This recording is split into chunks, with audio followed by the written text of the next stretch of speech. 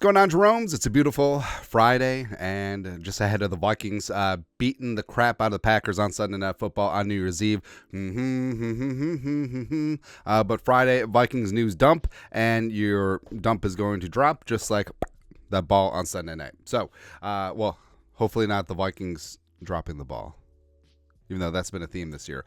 But Thursday Night Football, well, one of the best stories of this year is our guy, Kevin Stefanski, getting off the mat. Cleveland's got 7 billion injuries.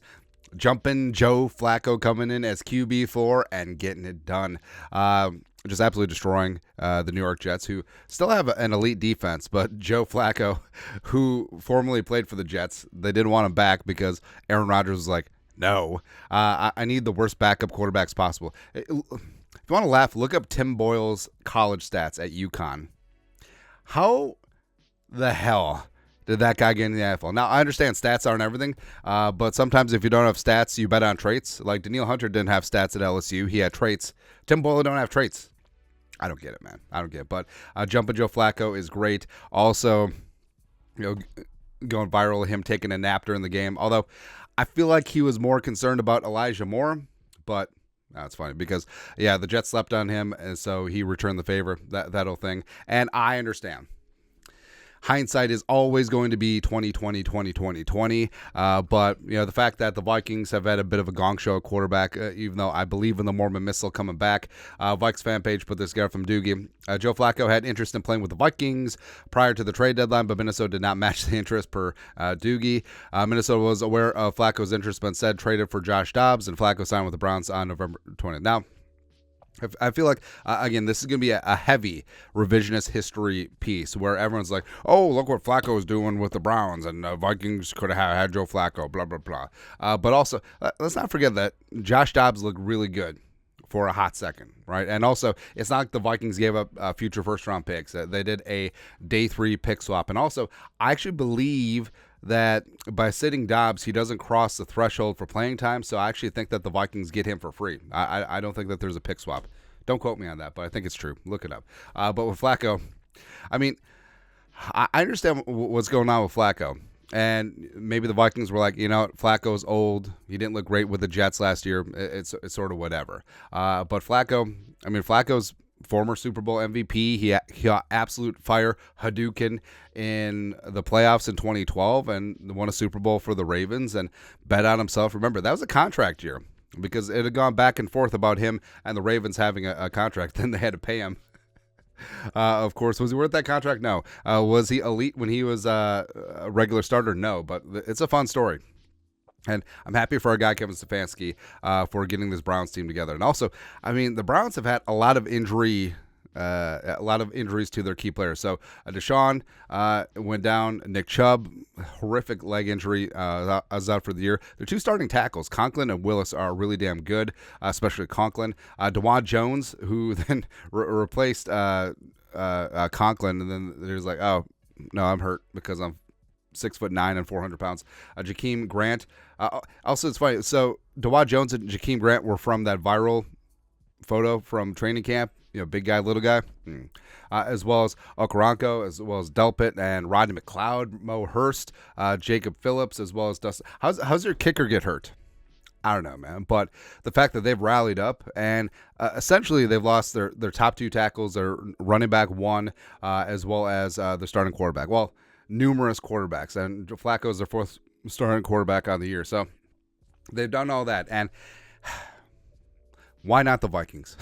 That's all I'd like to do. Is like, hey, we can point to injuries. Hey, Kirko. Hey, JJ was out for a while. Hey, Hawkinson. Hey, everyone, right? But teams have injuries, and the Browns have been rolling. And frankly, if the Vikings can't win the Super Bowl this year, I would like to see the Browns because I feel like Browns fans are cool. And love me the dog pound.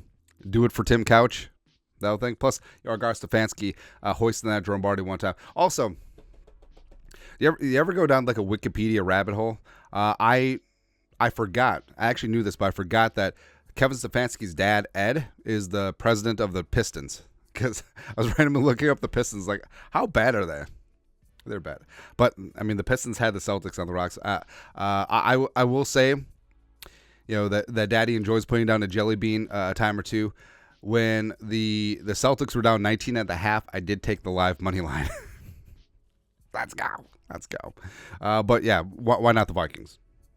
Also, why not the Vikings? Why not the Vikings where Russell Wilson lands next year? Now, I will say that even with the offset language, the Vikings will basically could get Russell for the league minimum and then a $28.5 million dead void year cap hit from Kirk Cousins in 2024.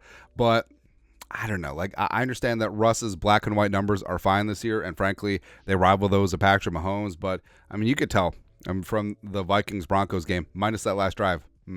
Russ is just not that same guy. Whereas Kirk is playing at an extremely high level, I will take Kirk and pay him versus the whole offset thing with Russ. I just would. Because I'm sick of retreads, and Kirk isn't necessarily a retread at this point because he's been here for, 6 years? So, no. But Russell Wilson's next team, his odds, the Vikings do have the shortest odds. Patriots up there. I mean, the Patriots do make sense, although Belichick's probably going to be out. Commies, yes. Raiders. I mean, the Raiders have played the Broncos twice, so, I mean, they know. I also played them last year, too. The Bears would be funny. Yeah, so the Bears pass up on a quarterback up at number one, and they move on from Justin Fields, and they're like, Russ, gots to have it. Russ to the Falcons makes sense, although I feel like a lot of quarterbacks to the Falcons make sense. Because I actually think Justin Fields to the Falcons makes the most sense. The G-Men, I mean, that means that they would have to give up on Daniel Jones. I don't see that. Steelers, maybe. Bucks, I actually legitimately feel like the Bucks are good with Baker. Like, maybe they'll take a day two quarterback, but he could be there. Not the Cardinals. They ain't giving up on Kyler at this point. Saints, maybe. Although they can move on from Derek Carr. They just gave him another stupid contract. And also Saints are in cap hell, but with the offset language, that could make sense. And then the Seahawks, that's funny. That don't see that happening, especially with Pete still in power. But a guy who plays like Russell Wilson, draft comps to Russell Wilson. So Jaren Hall, the Mormon Missile, putting up numbers. So Cheesehead TV, basically our counterpart over on the wrong side of the river. Cy went ahead and made up the graphic for you at Vikings. NFC Offensive Player of the Week for Week 17. 650 passing yards, 1,000 rushing yards, 25 total touchdowns, 200 passing rating, which beep, bop, bop, boop, is not possible. 158.3. Although, do you know that the college football passer rating has no maximum? So theoretically, like you could have like 100,000 quarterback rating in college. I feel like Case Keenum at Houston did. I don't know, but Jaren Hall, that Joe Barry defense is discombobulated, man. They got talented players back there, but the secondary is banged up. The front seven don't know what they're doing. Devondre Campbell may be missing, and I actually do think that Jaren Hall could have a stew going on Sunday night. Also, our guy Vikes Insider are very good with the. I feel like AI is starting to take over the world because, first off, why is Jaren Hall completely jerked? I mean, it's a good thing there's no PED testing in this version of the NFL. Also, this looks like the Superdome as opposed to Allegiant Field, but we'll take it. Hoisting that Lombardi one time. Also, Jaren Hall decided to go with the Teddy Two Gloves look. Woo, let's go, man. It's good. Also, this is not the first time that Jaren Hall and Jordan Love will be squaring off. So, 2019, back when Jaren Hall was a redshirt freshman at BYU, Jaren Hall and also Mitt Romney destroyed Utah State. So, F them. But Jaren Hall was 12 of 16 for 214 and ran for 2 touchdowns. Now, knocking on all the wood, he did get concussed in this game. And, of course, we know what happened with Jaren Hall and the Falcons, but he'll be fine. I'm just saying that Jaren Hall owns Jordan Love, and it's going to continue on Sunday night. That's right, man. Also, what is an Aggie? I understand, like, Texas A&M, like, Aggie, like, agricultural. Is that the thing? Doesn't matter. Anyways, and also, how many schools are Aggies? So it's Utah State, it's Texas A&M. Is New Mexico State the Aggies? I don't know. Doesn't matter. Anyways, some of that matters is the Vikings Thursday injury report. Today will be designations, but a couple of Vikings DNP'd for both days. Theo Jackson, Byron Murphy Jr., Jalen Naylor, Jaquelin Roy. I'm really starting to be concerned about Jalen Naylor, where he's been in concussion protocol ever since the Raiders game. Jaquelin, again, it's a bad beat. Jaquelin played 10 snaps against the Lions, and he's out with an ankle injury. Theo was great on special teams. He blocked a PAT. He's been a key special teams contributor this season. That's one of the reasons why he's been active over Lewis Cine, but it could be Lewis Cine's season. And the Byron Murphy, would have been nice to have him last week against the Lions and Amonra, but nah. For the Packers, so Devondre Campbell, who missed last week as well with a neck injury, doesn't look like he's in line to play, which would benefit the Vikings. I mean, Devondre is the heart and soul of that defense, man. He is the leader. He does a lot of things. TJ Slayton to Daryl from Florida. He was downgraded from limited to DNP on Thursday. That's something that's very noteworthy, as the Vikings, you want to run the ball, especially with a rookie quarterback under center. And I do think that Ty Chandler could do a lot of damage against the Packers, who are 26th in the league in yards per carry and 30th in rushing yards overall. And then Watson and Wicks. So it's like, oh, Jordan Love didn't have his weapons. They would drop it anyway. So it's whatever. Everyone else limited is probably going to play on Sunday night. Speaking of injuries, so DJ Wonnum suffered a non-contact torn quad injury against the Lions. Just really rough, especially this late in the season. And, DJ was having a career year, and he was going to be a free agent and is looking to cash in. So had a successful surgery. The road to recovery begins now. I appreciate all the love for getting through the last couple days. And, DJ, I love DJ. Like, DJ's always been overshadowed by Daniil, but he's put in the work. And, frankly, the transition from the 4-3 to the 3-4 was great for him. And I mean, he was putting up numbers, and Marcus Davenport getting hurt, DJ stepped up, and he's been that guy. So rooting for the pride of South Carolina, whether it's here or somewhere else. Hopefully he's able to get a mini bag in free agency.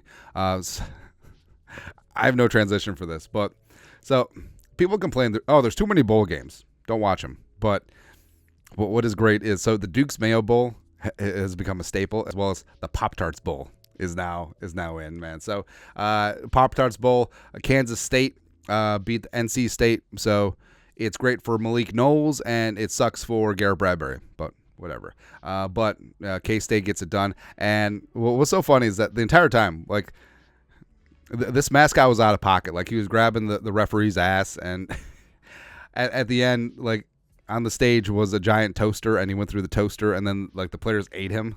Like, his face is edible. It's like, it's going to haunt my dreams. But no, he's got a good message. Dreams really do come true. Like the Vikings making the playoffs. Or Jaren Hall becoming the next Tom frickin' Brady. Because that's my dream. Hey, Jaren Hall becomes that dude, and the Vikings don't have to have a conversation about quarterback for 10 years. That'd be great, man. Also, I love college bowl season, not going to lie. But so Arizona, who had a nice win over Oklahoma. By the way, Arizona, no Fadine, I like their quarterback a lot, and I think this team, I mean, they're returning a lot of players. I think that they're going to be a problem next year. But Arizona, they have a turnover sword, which is great. So every time they get a turnover, they take, what's clearly like one of the used footballs, right? So used footballs from practice, they're already like, pre-cut, pre-slit, whatever, and then they just jam it onto the sword. It's like looking like Fogo de Chao out there.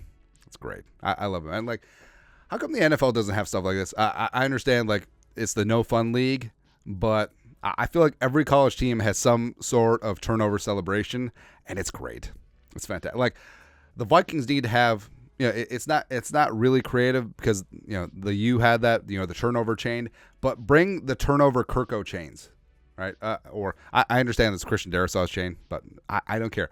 Big old turnover chain, or I don't know, turnover horn. Well, we got the Gallo horn, so that doesn't make sense. We'll work it out. We'll workshop this thing. Or, a turnover drinking horn. Like Vikings would drink mead out of, or something. Anyways, doesn't really matter. But either way, I love college football bowl season. It's fantastic. It's good. But that's it. Vikings Friday news dump. You guys are the best. You know what to do. Skol, production value.